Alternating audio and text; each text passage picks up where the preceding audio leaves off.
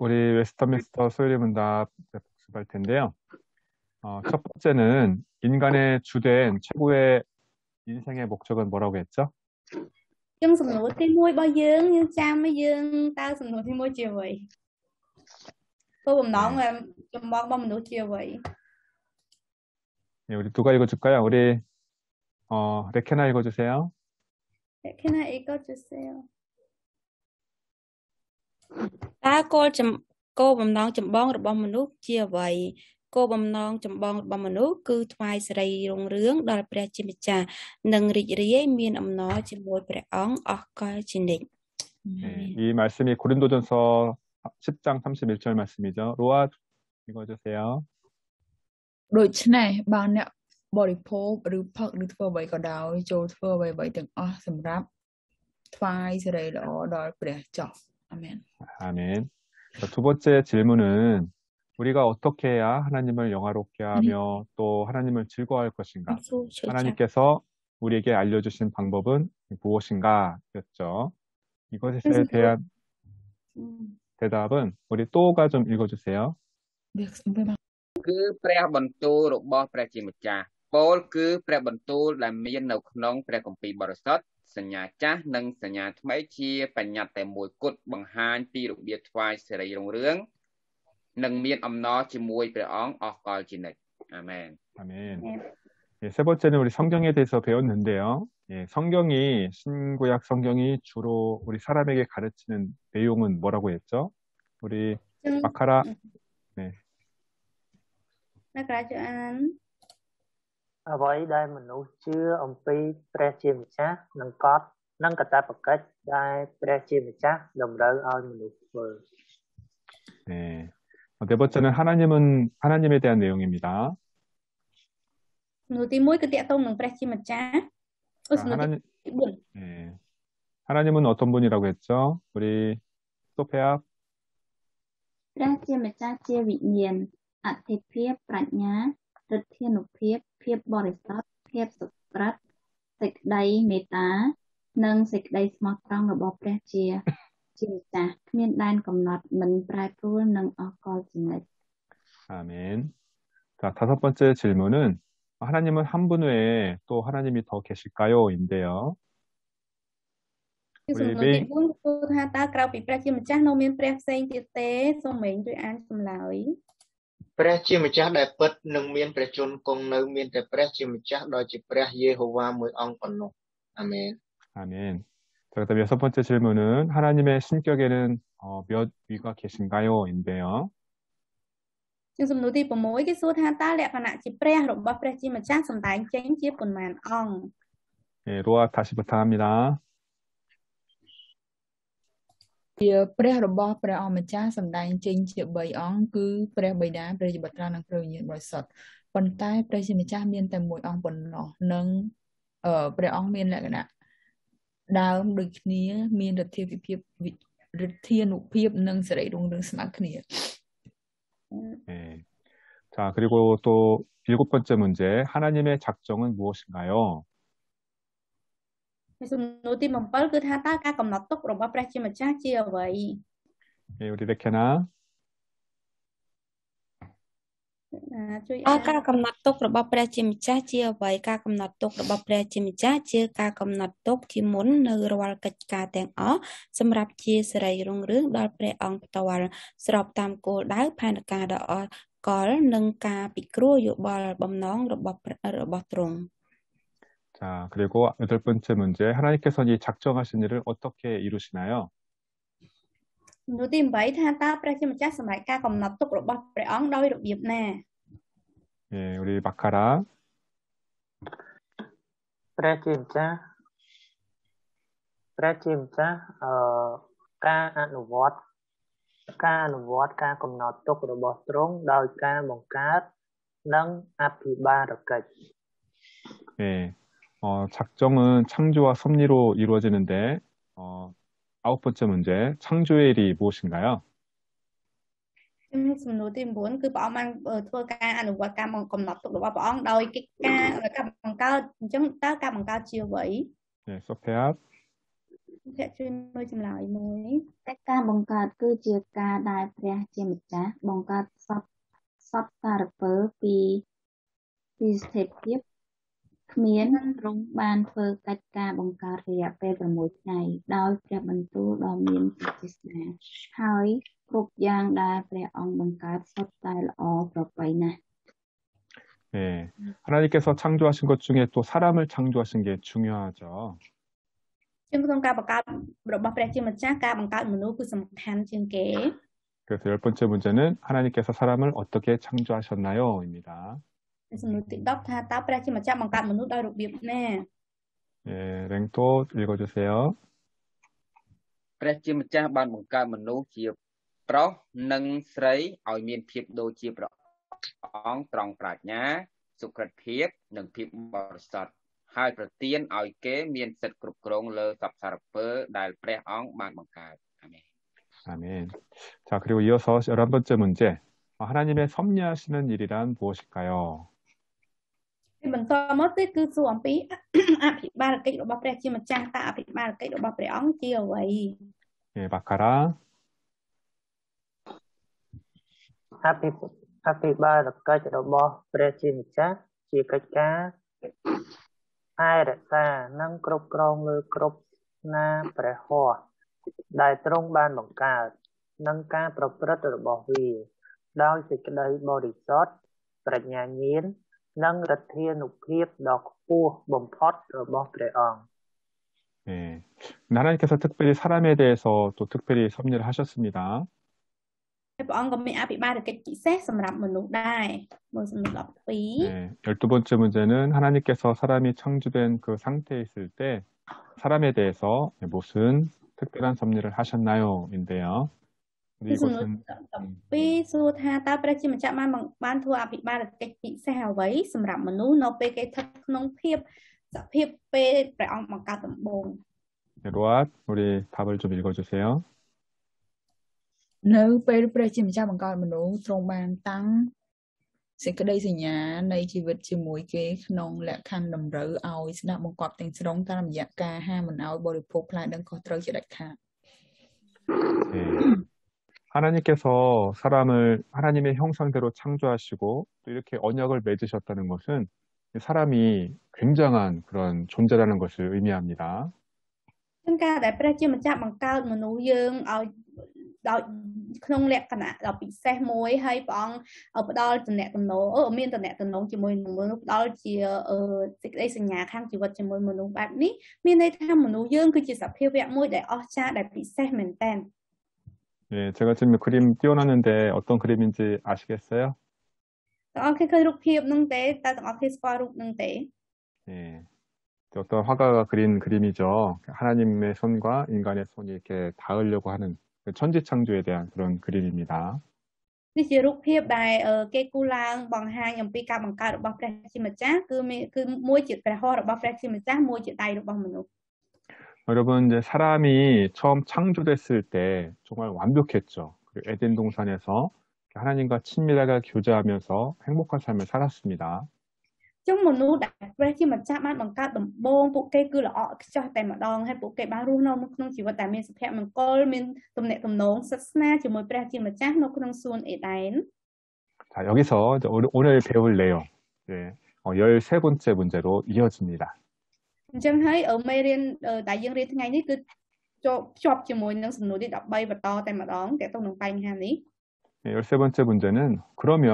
우리의 첫 조상이 이 창조된 원래 상태에 그대로 있었나요? 인데요. ចឹងសំណួរទី13គេសួរតថាតើដូច្នេះតើដូនតាដំបូងរបស់យើងបានរក្សានៅសភាពដើមដែលត្រូវបានបង្កើតដំបូងដែរឬទេ 네, 이것에 대한 대답은 그들 자신의 자유로운 의지대로 우리 첫 조상은 하나님을 대항하여서 범죄했고 그로 인해서 창조된 원래 상태에서 타락했습니다. 입니다. ចម្លើយសំណួរនេះគឺឆ្លើយថាដូនតាដំបូងរបស់យើងដែលមានឆន្ទៈសេរីបានទោសនឹងព្រះជាម្ចាស់ហើយរួចប្រព្រឹត្តល្មើសនាំឲ្យខ្លួននាំឲ្យគេនឹងធ្លាក់ចេញពីសភាពដើមដែលត្រូវបានបង្កើតដំបូង 다시 한번 설명드리면 아담과 하와가 하나님과의 언약을 깼습니다. 불순종했습니다. dương thì dễ bởi dương vậy đón thì mà mình Adam hay những y ván quạt man mình sắp một quạt ra thì mình cha mình quạt man ở cắt đách ở sẽ đây mấy tra ở sẽ đây sinh nhà rồi bao quát chỉ mới ra thì mình cha. 그 죄로 말미암아서 하나님과의 관계가 깨지고 원래 좋은 정말 최상의 상태에서 타락, 아래로 죄로 떨어졌죠. Dương hay đời sao cái quạt thua bài nâng chân ở ba quạt man thua quạt đách trên bị ra thì mình cha hay quạt man thẹn cho nên thẹn bị muốn thọp tại chiều sắp hiểu việc đấy là cho còn mình tay quạt man thẹn cho tôi không ở ba bình. 만약에 우리 인류의 조상 아담이 끝까지 정말 완벽하게 순종했다라면 하나님께서 약속하신 대로 그에게 영원한 생명을 주셨을 것입니다. Trong quạt bán chỉ pre đôn ta rồi bao dương đại diện Adam nâng quạt bán sắp một quạt đôi ti bình chóp quạt rồi có chia ở pre chip cha một quạt chỉ cột tam son nhà rồi bao tròn hai một dáng đừng lọ. 그러나 그들은 하나님께 불순종함으로 결국 하나님을 대항했고 그로 말미암아서 사람은 죽음에 이르게 되었습니다. Có vấn tay phụ kê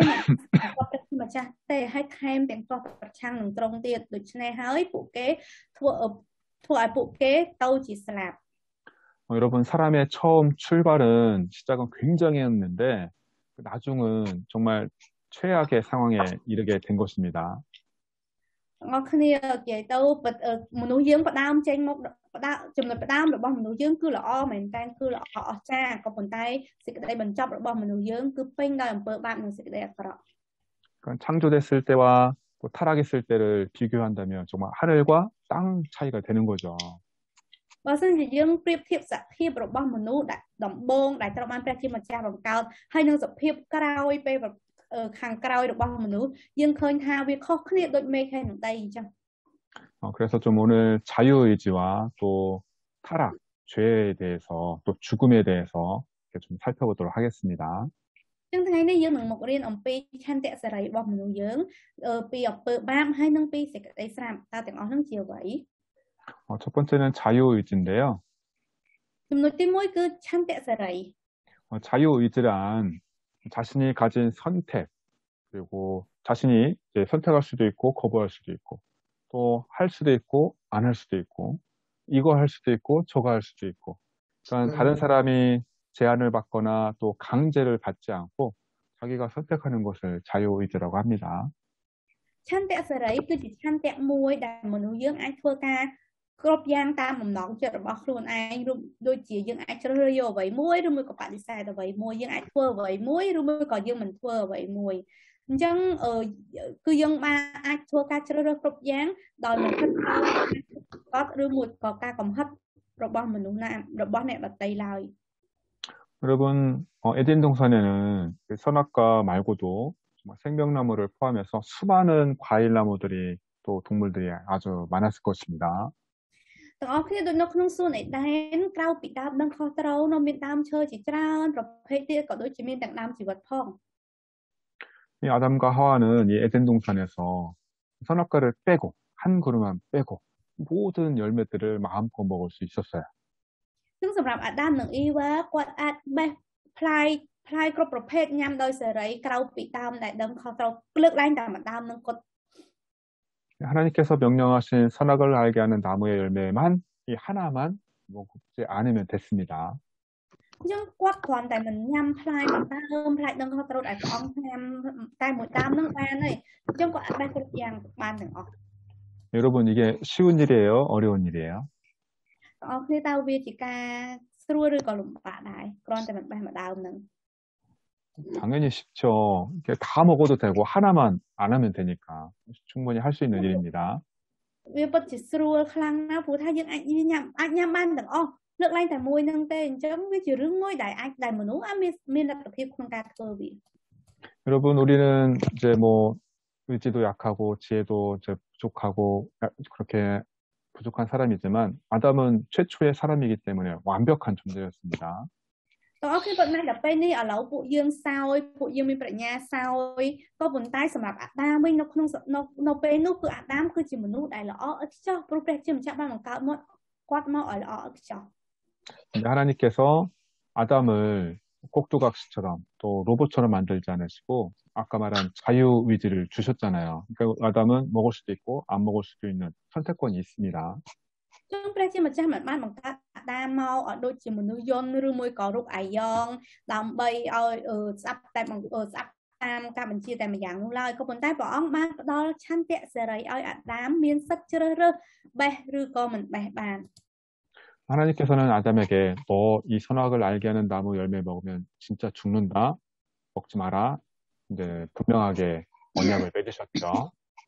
ព្រះជាម្ចាស់បានតាំងសេចក្តីសញ្ញាជាមួយអាដាមយ៉ាងច្បាស់ដោយបញ្ជាក់ប្រាប់គាត់ថាបើសិនចាតែហ៊ានបេះញ៉ាំគឺដឹងនឹងត្រូវស្លាប់អញ្ចឹងហើយមិនត្រូវបេះមិនឲ្យបេះទេ 그럼에도 불구하고 이 아담이 이 하나님의 명령을 어기고 이 선악과를 먹고 말았습니다. ប៉ុន្តែទោះជាព្រះអង្គផ្ដាំហើយផ្ដាំទៀតយ៉ាងណាចុងក្រោយអាដាមនៅតែមិនគោរពតាមការបង្គាប់របស់ព្រះអង្គហើយបេះផ្លែនោះញ៉ាំទៅ 왜 그랬죠? មិនចឹង 근데 우리는 뭐 생각하기를 이 사단이 뱀의 모양으로 와서 이 하와를 먼저 유혹하고 이 하와가 남편에게 주니까 아담이 이렇게 먹었다 이렇게 알고 있는데요. យើងបើតាមការគិតរបស់យើងគិតថាមកពីពស់ទៅលបួងអេវ៉ាហើយអេវ៉ាបានចាញ់លបួងក៏បេះផ្លែហ្នឹងទៅឲ្យអាដាមហើយអាដាមក៏មិនដឹងថាវានឹងជាផ្លែអីក៏ញ៉ាំទៅយើងអាចគិតថាអញ្ចឹងបាន 이 아담이 선악과인 줄 모르고 먹은 것은 아니겠죠. ក៏ប៉ុន្តែយើងអាចដឹងថាអាដាមគាត់មិនមែនញ៉ាំទាំងមិនដឹងថាផ្លែនោះជាផ្លែដឹងខុសត្រូវនោះទេ 자, 여기서 우리가 이제 가끔 이렇게 생각을 하는데 왜 하나님이 이 뱀을 보내서 이렇게 아담과 하와가 유혹을 받게 하셨냐? 이렇게 뱀 못 가게 하면 되지 않았냐? 생각할 수도 있고요. ពេលខ្លះយើងអាចគិតថាព្រះអង្គមិនក៏ទុកឲ្យពស់នឹងទៅលបួងអេវ៉ាបានមិនក៏ព្រះអង្គមិនអាចមិនខាត់ពស់នឹងមិនរារាំងពស់នឹងមិនឲ្យទៅលបួងអេវ៉ាទៅចប់រឿងបាត់ហើយ 아예 뭐 선악과 안 만들면 되는데 왜 만들어서 이렇게 죄를 짓게 했느냐? 그렇게 생각할 수도 있습니다. ឬមួយក៏យើងអាចគិតម្យ៉ាងទៀតថាចឹងព្រះអង្គបើអញ្ចឹងដែរមិនព្រះអង្គបង្កើតអាដាមនឹងខុសត្រូវមកធ្វើអីបើមិនបង្កើតទៅវាអត់មានរឿងអីត្រូវប្រព្រឹត្តខុសទៀតទេ 자, 여기서 중요한 포인트는 하나님께서 아담에게 선택권을 주신 것이고 자유의지를 주신 것이고 아담이 하나님의 명령을 어겼다는 것 그것을 우리가 포인트로 봐야 됩니다. ក៏ប៉ុន្តែត្រង់កន្លែងនេះហើយចំណុចសំខាន់ដែលយើងត្រូវមើលគឺយើងត្រូវដឹងថាយើងត្រូវមើលត្រង់ចំណុចដែលព្រះជាម្ចាស់បានផ្ដល់ឆន្ទៈសេរីដល់អាដាមហើយបន្ទាប់មកអាដាមគឺគាត់ប្រើប្រាស់ឆន្ទៈសេរីនោះទៅមិនស្ដាប់យកប្រើប្រាស់វាដើម្បីមិនស្ដាប់បង្គាប់ព្រះអង្គ 여러분, 아담과 하와가 하나님의 그 명령을 어긴 것은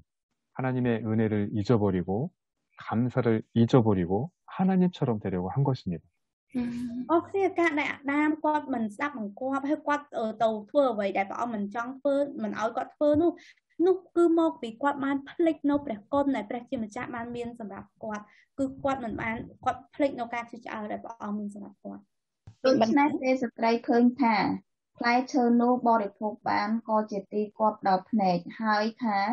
ដើមឈើនោះគួរឲ្យចង់បានដើម្បីឲ្យមានប្រាជ្ញា នាងក៏បេះផ្លែឈើនោះមកបរិភោគព្រមទាំងចែកឲ្យប្តីដែលនៅជាមួយហើយប្តីក៏បរិភោគដែរ 네. 하나님께서는 이 선악과를 먹으면 진짜 죽는다라고 말씀을 하셨죠. គឺព្រះជាម្ចាស់បានបញ្ជាក់បានប្រាប់ច្បាស់ហើយថាបើសិនជាបេះផ្លែនឹងញ៉ាំនឹងស្លាប់ 근데 사단은 와서 아니야 절대 죽지 않아라고 속입니다. ក៏ប៉ុន្តែសាតាំងបានមកក្បែរមកអ៊ីវ៉ាមកកាន់អ៊ីវ៉ាហើយនិយាយថាអូយមិនអញ្ចឹងទេទោះបីជាញ៉ាំក៏មិនស្លាប់ដែរ 여러분 이때 이 아담과 하와가 하나님의 말씀을 기억하지 않고 이 뱀의 말을 듣습니다. បងប្អូនគ្នាគឺនៅពេលហ្នឹងអាដាមនិងអ៊ីវ៉ាគាត់អត់បាននឹកចាំពីព្រះបន្ទូលដែលព្រះជាម្ចាស់ផ្ដាំយ៉ាងច្បាស់ហើយក៏ប៉ុន្តែពួកគេបានព្យាយាមស្ដាប់សម្ដីរបស់ពស់ទៅវិញ 예를 들어서 우리 부모님이 애기한테 야, 너 모르는 사람 따라가면 절대 안 돼 이렇게 교육을 하잖아요. យើងឧទាហរណ៍ថាដូចជាចាស់ម៉ាក់ប៉ាគាត់តែងតែបង្រៀនកូនគាត់ថាកុំឲ្យដើរកុំឲ្យទៅតាមមនុស្សដែលមិនស្គាល់ 근데 이제 전혀 모르는 사람이 와서 아빠 엄마가 너 이렇게 데리고 오래 맛있는 거 사주래 그렇게 하면서 아이를 데리고 갈 때 아이가 어떻게 해야 돼요? có vấn đề bảo miên nè khá là mà mà hồ cô nâng hay vậy thắng mà ba anh ơi nhưng mà nom anh tâu hay mà tinh là bọc chăng chăng anh nha chứ mà chỉ cô nó ta cô nó cút thôi mấy nô bê đại lưu kênh vậy chẳng 아, 아빠 엄마가 그 데리고 오라고 했나? 아빠 엄마가 시켰나? 가도 되나? 막 따라가도 돼요? tao không ai nâng ai ta ai tao mình nhẹ đại mình qua nâng hay được cái thắng ta chỉ mạng nó mặt ta nhóm ơi quạt máu ấy mà tớ ta khuyên nâng ai ta tao ăn thì 네, 안 되죠. 아빠 엄마 말을 기억하면서 모르니까 안 돼요. 따라가면 안 되죠. mình ai tao tam tên chứ cô đứng trâu tại nó chăm vì sùng tấy được bao bụng này được bao quạt thấy mình trâu tam mình nuôi tại khui mình quạt nuôi nào 이거와 비슷하게 아담과 하와는 하나님의 명령, 언약을 잊어버리고 불순종한 것입니다.ដូចគ្នាអញ្ចឹងវាក្នុងន័យសារឌីគេបែបនេះដែរគឺអាដាមហើយនឹងអ៊ីវ៉ាគាត់មិនបានចងចាំនៅសម្ដីនៅព្រះបន្ទូលរបស់ព្រះជាម្ចាស់ទេហើយគាត់បានទៅស្ដាប់អារៈទៅវិញ 좀 더 자세하게 또 비유를 들면 어떤 사람이 부모로부터 이제 양육을 받고 돌봄을 받고 이렇게 성장해서 이제 성공했다고 해봅시다. យើងឧទាហរណ៍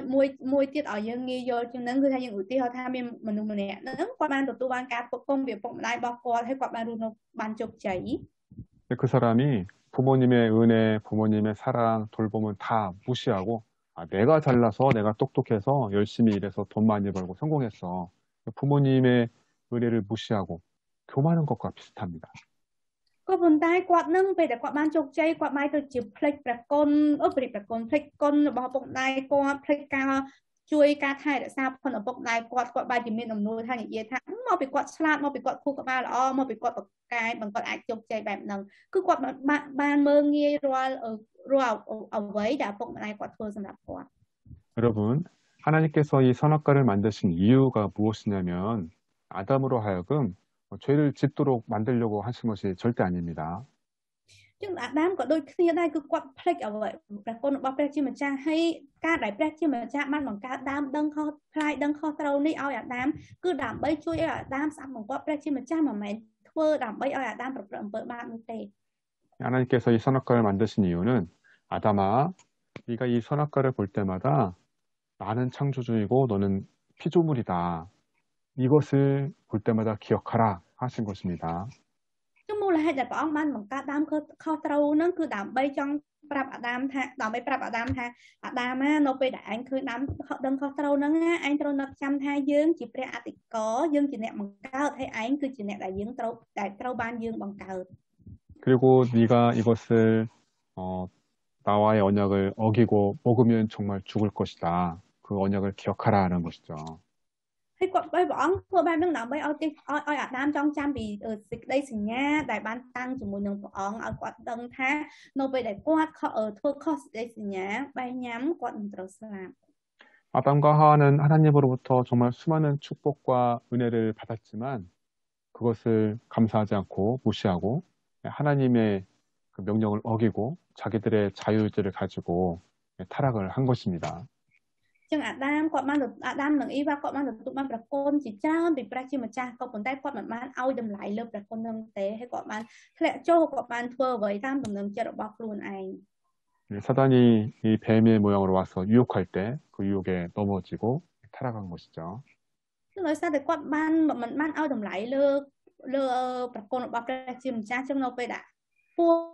នៅពេលសាថ្មលបួងគាត់បានធ្លាក់ចូលទៅក្នុងការលបួងនោះ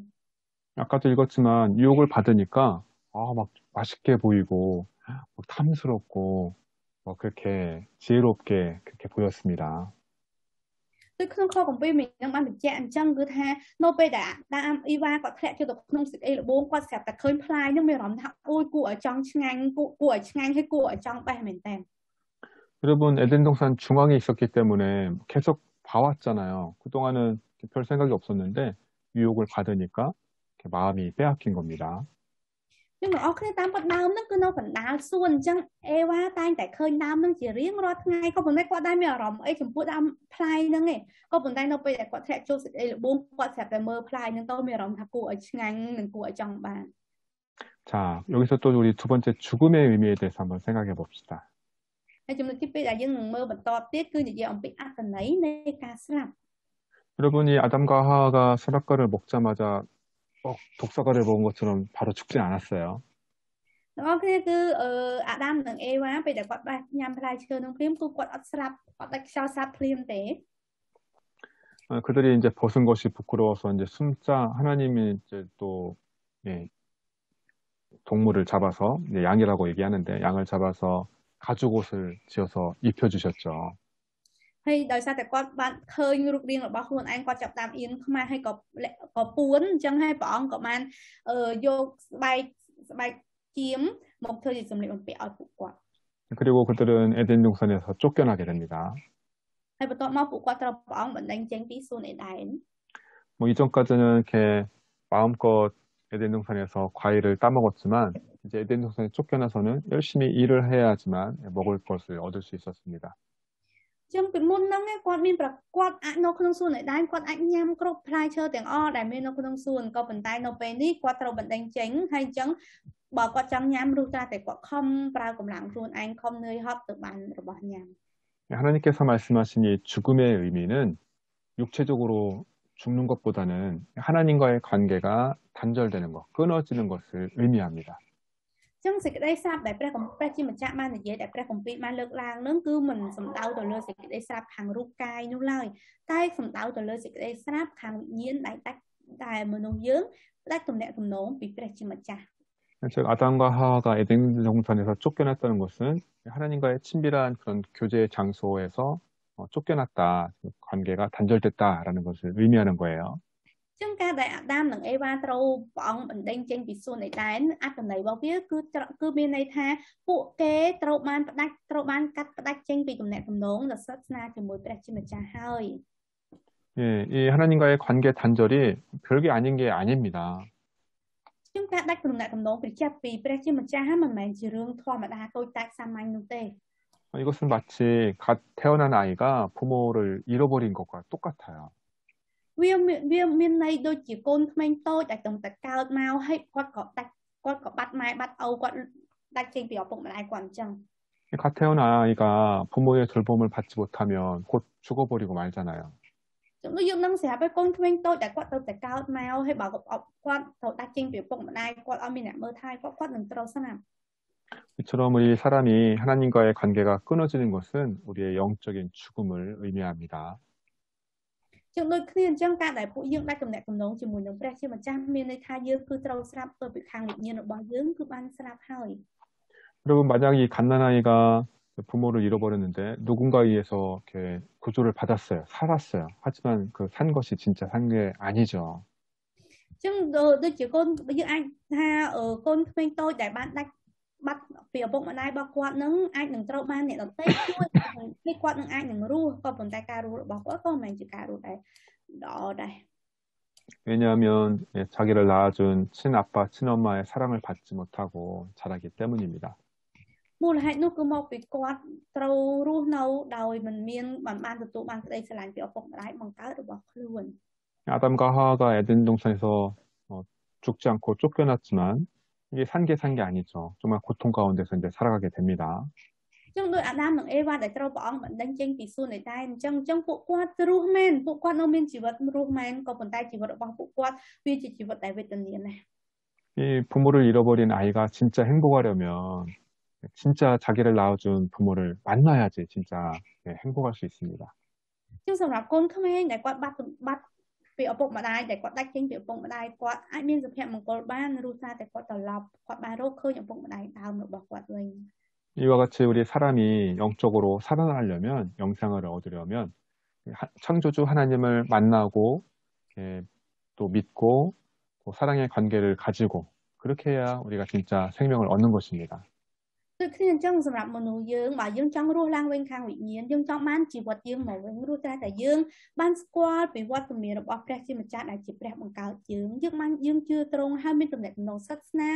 ទំនាក់ទំនងនៃក្តីស្រឡាញ់ជាមួយនឹងត្រង់វិញទើបយើងអាចរស់ឡើងវិញ 그런데 사랑하는 여러분, 우리 스스로의 힘으로 우리 하나님을 알 수 없고 하나님을 만날 수가 없어요. ក៏ប៉ុន្តែបងប្អូនជាទីស្រឡាញ់អើយសម្រាប់ពួកយើងតាមកម្លាំងរបស់ពួកយើងមិនអាចស្វែងរកព្រះជាម្ចាស់មិនអាចជួបព្រះអង្គវិញទេ 그래서 우리 하나님과 우리 인간 사이에 다리로 오신 분이 바로 예수님이세요.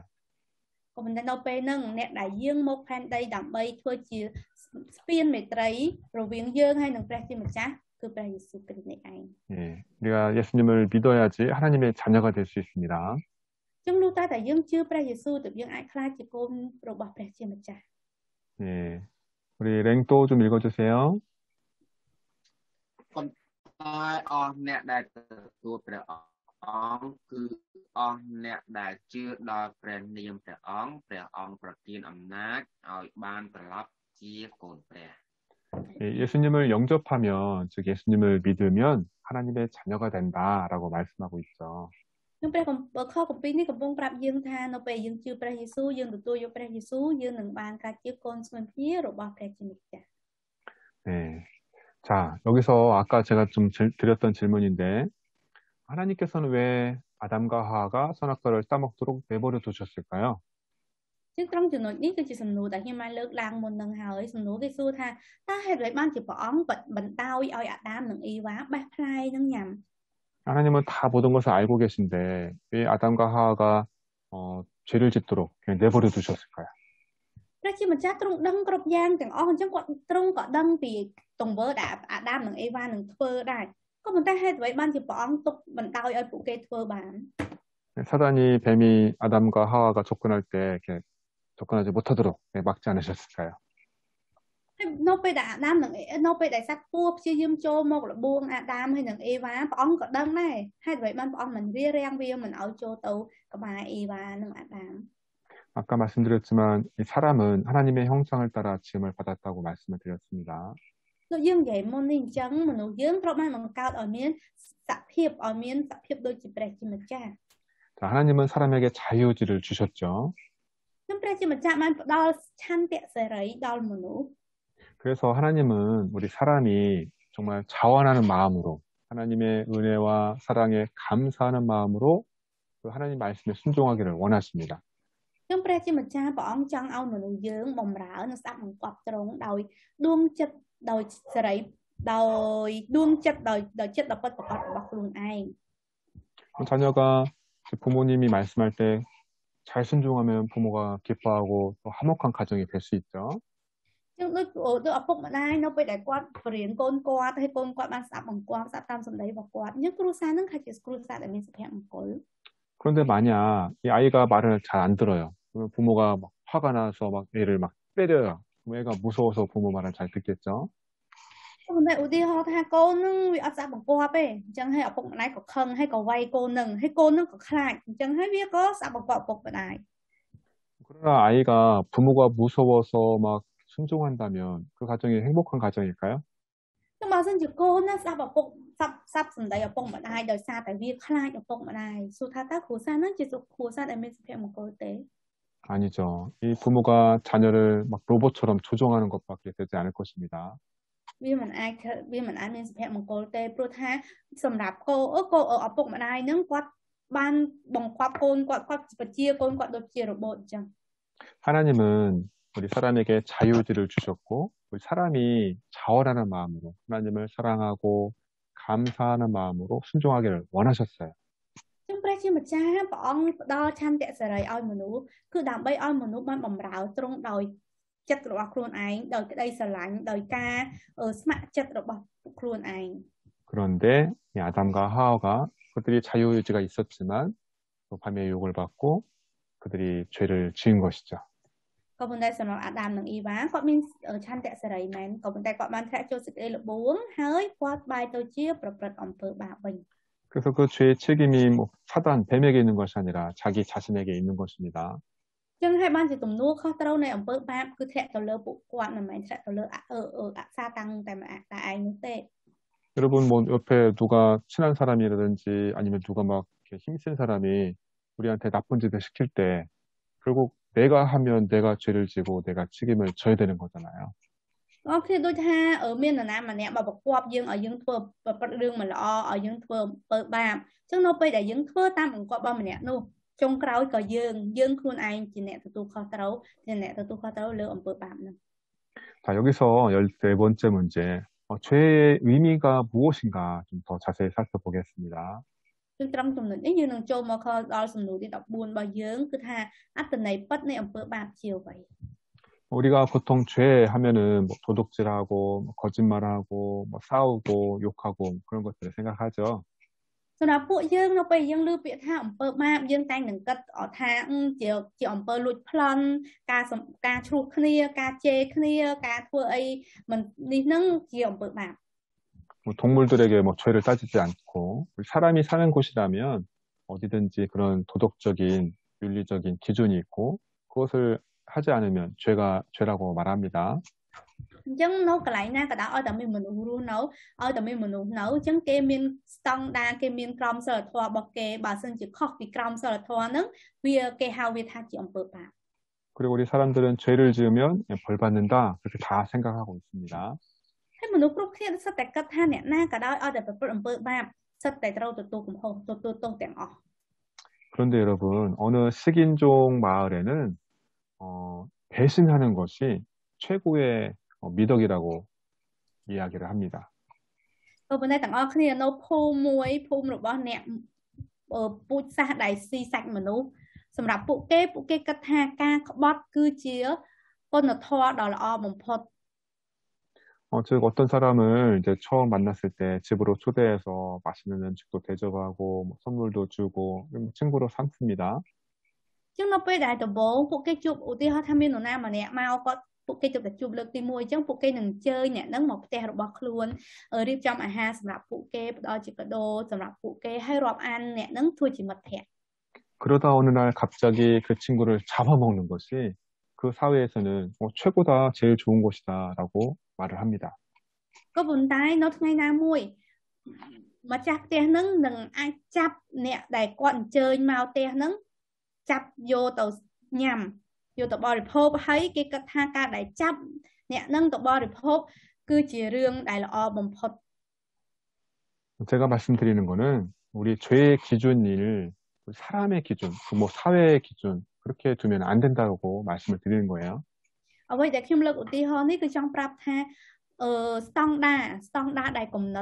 ណត់អំពីអំពើបាបហ្នឹងបើយកតាមស្តង់ដាររបស់មនុស្សយើងយកតាមអ្វីដែលមនុស្សយើងបានកំណត់ហ្នឹងវាមិនត្រឹមត្រូវនោះឡើយ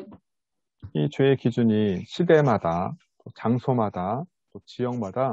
다 다르기 때문입니다. ព្រោះថាស្តង់ដារនៃអំពើបាបតើអ្វីទៅជាអំពើបាបស្តង់ដារដែលមនុស្សយើងកំណត់ហ្នឹងគឺវាខុសគ្នាតាមសម័យកាលខុសគ្នាតាមពេលវេលាខុសគ្នាតាមទីកន្លែង 옛날에는 죄였는데 지금은 죄가 아니라고 처벌하지 않는 경우도 많이 있죠. មានករណីជាច្រើនដែលថាពីមុនសម័យមុនវាគឺជាអំពើបាបវាគឺជាបញ្ហាក៏ប៉ុន្តែរហូតមកដល់បច្ចុប្បន្ននេះវាខ្លាចទៅជាវាឡើងខ្លាចជាអំពើបាបវាឡើងខ្លាចជាបញ្ហាទៀត 자, 이 죄에 대해서 성경에서 뭐라고 말하냐면 하나님의 법을 순종함에 있어서 조금이라도 부족하거나 위반하는 것을 죄라고 말합니다. ចឹងអំពើបាបដែលព្រះគម្ពីរបាននិយាយគឺបាននិយាយដូចនេះទាំងអស់គ្នាយើងពិបាកបន្តិចពាក្យហ្នឹងកន្លែងប្រយោគហ្នឹងគឺបាននិយាយថាអំពើបាបគឺជាការដែលទោសប្រឆាំងឬការមិនគ្រប់គ្រាន់សូម្បីបន្តិចក្នុងការស្ដាប់បង្គាប់តាមក្រឹតវិន័យរបស់ព្រះជាម្ចាស់ 하나님의 법을 반대로 하는 것, 위반하는 것은 물론이고 조금이라도 부족한 것, 그것도 죄라는 것이죠. មានន័យថានិយាយទៅការប្រឆាំងការដែលទោសប្រឆាំងនឹងក្រឹតវិន័យរបស់ព្រះជាម្ចាស់អានឹងជាអំពើបាបហើយក៏ប៉ុន្តែលើសពីនឹងសូម្បីតែយើងគោរពហើយក៏ប៉ុន្តែខ្វះតែបន្តិចក៏ជាអំពើបាបដែរ 여기서 이 하나님의 법이란 하나님의 말씀, 즉 십계명 그렇게 우리가 이해할 수 있습니다. ត្រង់ចំណុចពាក្យថាច្បាប់ឬក្រឹតវិន័យត្រង់ចំណុចហ្នឹងគឺសំដៅទៅលើព្រះបន្ទូលរបស់ព្រះជាម្ចាស់គឺអាចនិយាយថាសំដៅទៅលើក្រឹតវិន័យទាំង10ប្រការដែលព្រះអង្គប្រទានឲ្យ 십계명을 보면 뭐뭐 해라, 뭐뭐 하지 마라 이렇게 있는데 우리가 이거 문자 그대로만 봐서는 안 됩니다. ដូចទាំងអស់គ្នាបានឃើញអញ្ចឹងនៅក្នុងប្រការទាំង10ប្រការមានប្រាប់ថាត្រូវធ្វើបែបនេះឬមួយក៏មិនត្រូវធ្វើបែបនេះអញ្ចឹងយើងមិនអាចមើលក្រឹតវិន័យហ្នឹងតាមតែអក្សរតាមតែគេរៀបរាប់តាមអក្សរនោះឡើយយើងត្រូវតែមើលអត្ថន័យរបស់វាឲ្យជ្រៅ 십계명의 핵심은 결국으론 하나님을 사랑하는 것이고 이웃을 내 몸처럼 사랑하는 것이죠. ខ្លឹមសារគោលរបស់ក្រឹតវិន័យបទបញ្ញត្តិទាំង10ហ្នឹងគឺសំដៅលើការស្រឡាញ់ព្រះជាម្ចាស់និងស្រឡាញ់អ្នកជិតខាង 하나님을 사랑하지 않고 우상을 사랑하고 또 이웃을 미워하면 바로 죄를 짓는 겁니다. Chứ mà sao nhìn dương mình sẽ lại chi mà cha hay dương rồi sẽ lại pre khang khai dương sọp nè chứ khang là bao dương nâng ngay chỉ ca bật bật bật. 예수님께서 이 10계명에 대해서 다시 해석을 해주셨는데 마음으로 미워하고 마음으로 살인하고 간음해도 죄를 짓는 것이라고 분명히 말씀하셨죠. Chứ pre Giêsu ban bọ sai ở praka tẹt đọc nâng lang vĩnh nô không công ty nhà tham ấy bỏ ban mình chạy tha xôm bay tại ca là dương cấp nô không chết dương sẽ đây shop nô không chết dương ta tại dương sầm lập mình nô không chết dương biết có chuyện ông bự bạp. 그러므로 우리 모두는 하나님의 이 법을 완전하게 지킬 수 없고 부족하기 때문에 우리 모두는 죄인이 될 수밖에 없습니다. Chẳng hay sầm lập phụ dương á cứ phụ dương mình ai có rốt tam cực bị nây rồi bỏ trống ban mùi rồi phía rồi như thế chẳng hay ban chỉ dương nâng chỉ một miền bạc. 네, 로마서 3장 23절에 모든 사람이 죄를 범하였음에 하나님의 영광에 이르지 못한다 말씀하고 있죠. Chứ nó không có bi rôm trong bục tị bay khó tìm phơi bay ban bạp dương thà pruộc cướp khnia ban phơi bạp hơi khoa mình đó sấy đó rồi bỏ pre. 네, 죄는 하나님의 그 말씀의 법에 부족하거나 또 위반한 것을 죄라고 말씀을 드렸습니다. Chẳng hay vậy tấu cứ ông phơi bạp cứ chỉ ở vậy đại dương cứ chỉ ca bạch chăng bao dương trong phuộc cướp bình đấy cứ chỉ ông phơi bạp hơi ca đại dương mình ai có rộp ban cướp bình đấy nó ở ban là mà rồi phía rồi cứ mình khoa mình tích mình tôi cả đói nút có chỉ ông phơi bạp đây. 네, 다시 아담과 하와가 선악과를 따먹은 문제로 돌아와서 우리의 첫 조상이 이 창조된 원래 상태에서 타락하게 된 죄, 그게 무엇인가요? 라는 질문이 있는데요. Nhưng nghiệm mà mơ khả đam nâng y và không cả bài lại đang khó trầu đòn tiệt vĩnh chứng sầm nối cái xua tiết hả tao ổng bự ma đại thua ao đôn ta đồng bốn cứ đam nâng y và nâng ấy rồi bao dương thẹn tranh bị sạp hiệp đau đại trâu ban bằng ta đồng bốn chiều vậy. 매잉 이것에 대한 답 좀 한번 읽어줄래요? Mình xung cho an trong lời muối. អំពើបាបដែលធ្វើឲ្យដូនតាដំបូងរបស់យើងធ្លាក់ចេញពីសភាពដើមដែលត្រូវបានបង្កើតដំបូងគឺការបរិភោគផ្លែបានហាមឃាត់ 네. 자, 여러분, 여기서 이제 중요한 거. 여러분, 이 선악과를 따먹은 그 행동 자체가 죄가 아닙니다. Khi cái này nóចំណុចសំខាន់គឺថាការដែលអាដាមសកម្មភាពទង្វើដែលអាដាមលោកដៃដែលអ៊ីវ៉ាលោកដៃដល់បេះផ្លែហ្នឹងវាមិនមែនជាអំពើបាបទេ 하나님께서 아담과 하와에게 언약을 하셨는데 그들이 하나님의 말씀에 불순종한 것이 죄고요. អញ្ចឹងព្រះជាម្ចាស់បានតាំងសញ្ញាជាមួយនឹងអាដាមនិងអេវ៉ាហើយអញ្ចឹងការដែលពួកគេមិនបានស្ដាប់បង្គាប់ព្រះស្ដាប់តាមព្រះបន្ទូលរបស់ព្រះជាម្ចាស់ទើបជាអំពើបាប 아까도 몇 번 말씀드렸지만 그들이 하나님의 말씀에 불순종했다는 것은 하나님을 하나님으로 이렇게 모시지 않고 대항한 것입니다. ซึ่งដូចយើងនិយាយច្រើនដងហើយថាការដែលពួកគេមិនស្ដាប់បង្គាប់ព្រះបន្ទូលរបស់ព្រះជាម្ចាស់គឺមកពីពួកគេមិនបានចាត់ទុកព្រះជាម្ចាស់គឺជាព្រះ 예를 들어서 사장님이 매형한테 오늘 이거 해놔 이렇게 시켰어요. ឧទាហរណ៍ថាថ្ងៃហ្នឹងសាច់ចាំងនេះគាត់មិនមែនថាឲ្យធ្វើនេះ 근데 매형이 귀찮고 피곤하고 그냥 안 했어요. ក៏ប៉ុន្តែមិនហត់ហើយមានអារម្មណ៍ថាធុញអញ្ចឹងក៏អត់ធ្វើតាមអ្វីដែលសាច់ចាំងនេះមកគាត់ 그럼 매형이 그 일을 안 한 게 죄가 아니라 사장님 말을 듣지 않은 게 대항한 게 죄가 되는 거죠. 괘씸한 거죠. ចឹងតាមពិតការដែលតុងមេងមិនធ្វើអ្វីដែលសាចាំងនេះបង្គាប់នោះមិនមែនជាអំពើបាបទេក៏ប៉ុន្តែអ្វីដែលមេងមិនព្រមស្ដាប់បង្គាប់សាចាំងនេះដែលប្រឆាំងនឹងការបង្គាប់របស់សាចាំងនេះអានឹងទៅជាអំពើបាបទៅជាបញ្ហា 사장님이 화가 나는 것은 매형이 일을 안 한 게 화가 나는 것보다는 매형이 내 말 안 들었어? 그게 화가 나는 거죠. ចឹងបើសាចាំងនេះគាត់ខឹងតាមពិតគាត់មិនមែនខឹងលើការដែលមេងមិនធ្វើទេគាត់អាចនឹងខឹងដែរក៏ប៉ុន្តែអ្វីដែលគាត់ខឹងបំផុតគឺថាខឹងត្រង់មេងអត់ស្ដាប់បង្គាប់គាត់ 여러분, 이 죄의 본질을 우리가 잘 보면 그들이 하나님처럼 되려고 하나님처럼 눈이 밝아지려고 이 선악과를 따먹은 것입니다. គឺបើយើងមើលឲ្យជ្រៅទៅលើឫសគល់នៃអំពើបាបហ្នឹងយើងដឹងថាតាមពិតមកពីពួកគេនឹងចង់បានខ្លួនឯងនឹងឲ្យដូចជាព្រះជាម្ចាស់ពួកគេចង់ឲ្យផ្នែករបស់ខ្លួនឯងភ្លឺដូចផ្នែកព្រះជាម្ចាស់ 다음 말씀은 이 뱀이 하와를 유혹할 때 한 말입니다. Nhưng mà nó không kho còn pin ní cứ chỉ bị sầm đầy độc bạ sát pua nó pe viên này dễ được can y và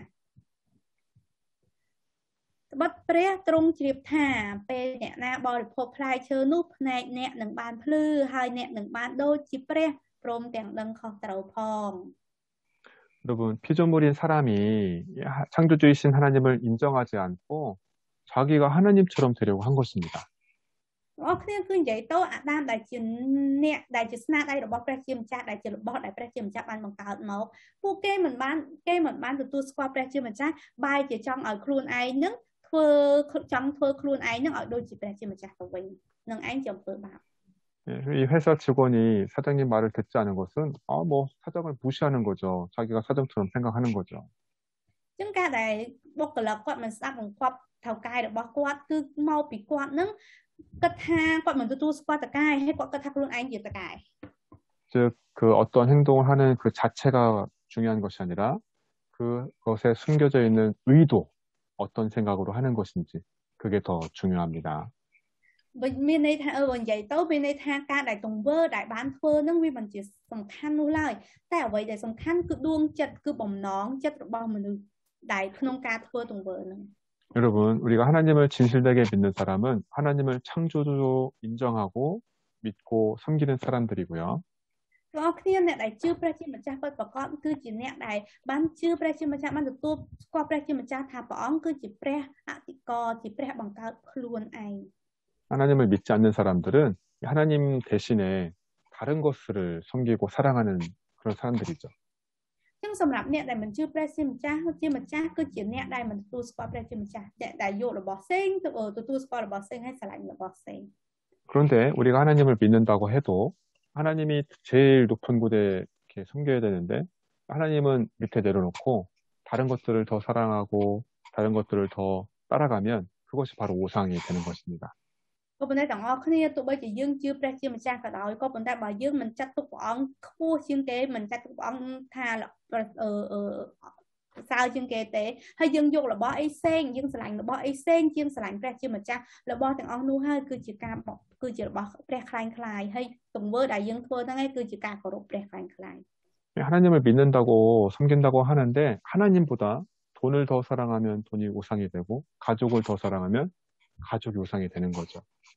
Chúng tụi bây dương vậy thay dương chưa pre chưa mình cha cả đâu tại bảo sinh dương sờ lạnh prosa là bao dương chiên pre chưa mình cha prosa là bao dương đừng khai chỉ pre khai khai là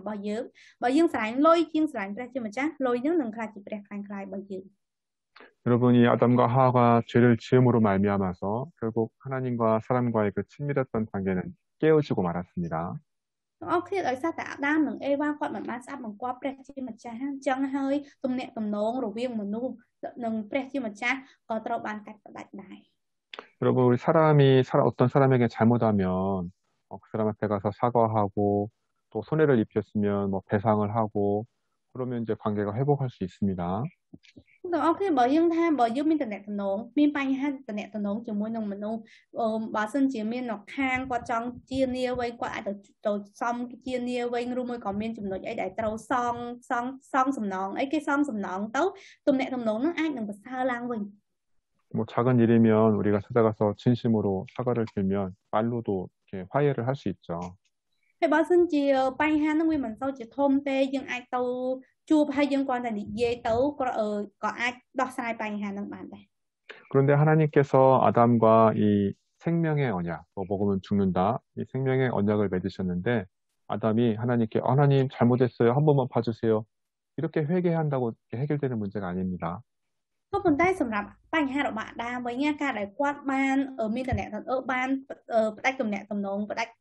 đây sinh nhà đạiประban tam tụm một nâng quạt á bánh ha nâng mà mạng con đại tàu lọc tàu bên tàu vậy tha ơi bọn nhom xong tàu hay prai chất nâng vì ai đọc sai bánh ha bàn lời mình ai tôi đi. 네, 아담과 하와는 에덴 동산에서 쫓겨났고 그리고 하나님과의 관계가 단절됐습니다. Hay cứ tha bánh ha nó cứ thua ở Adam nâng Eva thôi ban đánh trên bị xua này đái hai tụm nẹt tụm nón bom mình luôn nâng pre mà chắc cứ đại tròn này ai. 여러분, 하나님께서 이 죄의 문제를 해결하려는 방법을 주지 않으시면 사람의 힘으로 스스로의 능력으로 이 죄의 문제를 해결할 수가 없습니다. Trong phố bánh ha đây ở bờ mà បើសិនជាព្រះជាម្ចាស់មិនផ្ដល់ជាមធ្យោបាយអីដល់មនុស្សទេគឺមនុស្សយើងមិនអាចមានមធ្យោបាយដើម្បីដោះស្រាយបញ្ហានៃអំពើបាបរបស់ខ្លួននោះឡើយ 마치 길을 잃어버린 고아가 어떤 아이가 스스로 부모를 찾아올 수 없고 부모가 아이를 찾아가는 것과 같습니다. វាដូចគ្នាដែលថាកូនតូចម្នាក់ដែលវាវង្វេងដាច់បាត់ពីម៉ាក់ឪពុកម្ដាយរបស់វាមិនអាចរកផ្លូវទៅរកឪពុកម្ដាយវាវិញទេមានតែឪពុកម្ដាយទេដែលអាចទៅរកវាបាន 그래서 성자 하나님이신 예수님이 인간의 모습으로 이 땅에 오신 것이죠. មូលហេតុនេះហើយដែលធ្វើឲ្យព្រះរាជបុត្រា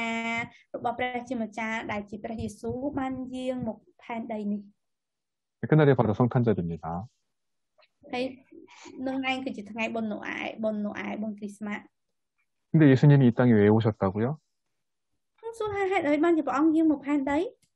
네, 우리 인간의 죄를 대신해서 어린 양과 같이 희생자물로 십자가에 못 박혀 죽기 위해서 태어나신 것입니다. គឺព្រះអង្គបានយាងមកបានកើតមកជាមនុស្សយើងដើម្បីមកមានរូបរាងដូចជាមកចាប់កំណើតដូចជាមនុស្សយើងហើយមកពលីខ្លួនឯងដូចជាកូនជាមចំពោះព្រះជាម្ចាស់ដើម្បីសង្គ្រោះមនុស្សមានបាប 네, 우리 요한복음 1장 29절 마카라 한번 좀 읽어주세요. លុះស្អែកឡើងលោកយ៉ូហានឃើញព្រះយេស៊ូវកំពុងយាងមករកលោកហើយពោលថានោះណោះកូនជាមរបស់ព្រះដែលដោះបាបមនុស្សលោក 여러분, 우리 성탄절 하면 다들 뭐 기분이 좋고 즐겁죠? ទាំងអស់គ្នាជឿដូចជាដល់ពេលតែបុណ្យណូអែលទាំងអស់គ្នាមានអារម្មណ៍ល្អមានសុខចិត្តមែនអត់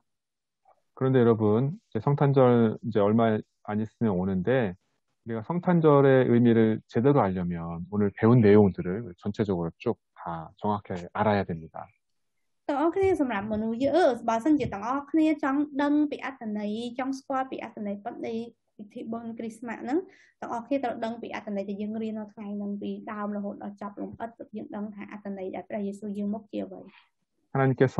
천지를 창조하시고 특별히 인간을 창조하셨습니다. ព្រះជាម្ចាស់បានបង្កើតផ្ទៃមេឃនិងផែនដីកៅគ្រប់យ៉ាងហើយជាពិសេសគឺបានបង្កើតមនុស្សយើងមក 하나님께서 특별히 사람과 언약, 생명의 언약을 맺으셨는데 사람이 교만하고 불순종하고 하나님처럼 되려고 그래서 결국 죄를 짓고 타락했습니다. គឺព្រះជាម្ចាស់បានចងសម្ព័ន្ធមេត្រីនៃជីវិតជាមួយនឹងមនុស្សយើងក៏ប៉ុន្តែមនុស្សយើងហ្នឹងណាគឺមានអំនួតមានចិត្តចង់ដូចជាព្រះជាម្ចាស់អញ្ចឹងហើយពួកគេក៏ប្រព្រឹត្តអំពើបាបហើយចុងក្រោយក៏ធ្លាក់ចូលអំពើបាប 인간 스스로는 구원의 길을 찾을 수 없기 때문에 하나님께서 우리 인간에게 그 구원의 길을 주시려고 예수님을 보내주신 것입니다. nhưngមនុស្សយើងមិនអាចមានមធ្យោបាយណាអាចទៅរកព្រះជាម្ចាស់វិញទេអញ្ចឹងហើយដើម្បីសង្គ្រោះមនុស្សយើងព្រះជាម្ចាស់បានប្រទានផ្លូវសង្គ្រោះមួយឲ្យពួកយើងគឺកើតគឺមធ្យោបាយដែលព្រះយេស៊ូវដែលចាត់ព្រះយេស៊ូវឲ្យយាងមកកើតជាមនុស្ស 우리가 성탄절에 뭐 산타크로스 뭐 선물 우리가 그것에 마음 뺏겨서는 안 되고요. យើងមិនត្រូវឲ្យដួងចិត្តយើងនឹងត្រូវទៅផ្ដោតទៅលើសាន់តាក្លូសឬមួយកាដូនៅថ្ងៃបុណ្យណូអែលនោះឡើយ 원래 성탄절을 생각할 때는 내가 죄인이고 내가 죽어 마땅한데 나의 죄를 해결해 주기 위해서 성자 하나님이 인간의 모습으로 이 땅에 오신 날이구나. 그것을 생각해야 됩니다. ចឹងនៅពេលដែលយើងនឹកឃើញពីថ្ងៃបុណ្យណូអែលយើងត្រូវចាំថាយើងដើមឡើយជាមនុស្សមានបាបដែលមិនអាចដែលជាមនុស្សមានបាបក៏ប៉ុន្តែព្រះយេស៊ូវបានយាងមកដើម្បីជួយយើងឲ្យរួចពីអំពើបាបនោះ 그리고 우리가 성탄절에 뭐 선물을 주고 받을 수도 있는데요. ហើយពួកយើងនៅថ្ងៃបុណ្យណូអែលយើងអាចនឹងឲ្យកាដូហើយក៏អាចនឹងទទួលកាដូមកវិញ 그 선물을 또 우리가 주고 받을 때 생각할 것은 하나님께서 우리에게 주신 최고의 선물은 바로 예수님이구나. 그걸 생각해야 됩니다. ចឹងនៅពេលយើងទទួលកាដូឬឲ្យកាដូយើងត្រូវគិតថាកាដូធំបំផុតដែលព្រះជាម្ចាស់បានប្រទានឲ្យយើងគឺព្រះយេស៊ូវ 네, 올해 성탄절을 맞아서는 오늘 배운 말씀들을 잘 기억하기를 바라고요. ចឹងសម្រាប់ឆ្នាំនឹងដែលទាំងអស់គ្នានឹងប្រពៃពិធីបុណ្យណូអែលសង្ឃឹមថាទាំងអស់គ្នានឹងចាំពីព្រះបន្ទូលនៅដែលយើងរៀននៅថ្ងៃនេះ 우리가 네. 성탄절을 맞아서 우리가 예수님의 오심, 내가 죄인이고 죽어야 되는데 예수님이 나를 대신해서 죽기 위해서 이 땅에 오셨구나. 그것을 생각하시기 바랍니다. chungនៅពេលបុណ្យណូអាយសង្ឃឹមថាទាំងអស់គ្នានឹកចាំថាគឺព្រះយេស៊ូវបានយាងមកដើម្បីជួយពួកយើងដើម្បីសង្គ្រោះពួកយើង 그리고 하나님의 그 은혜에 감사하면서 지내는 올해 성탄절이 되기를 바랍니다. សង្ឃឹមថាឆ្នាំនេះពិធីបុណ្យណូអាយឆ្នាំនេះសម្រាប់ទាំងអស់គ្នាគឺជាពិធីដែលទាំងអស់គ្នានឹកចាំអស់ព្រះគុណនឹកចាំពីព្រះគុណដែលព្រះជាម្ចាស់ប្រទានឲ្យពួកយើងទាំងអស់គ្នាហើយអរគុណចំពោះព្រះគុណនោះ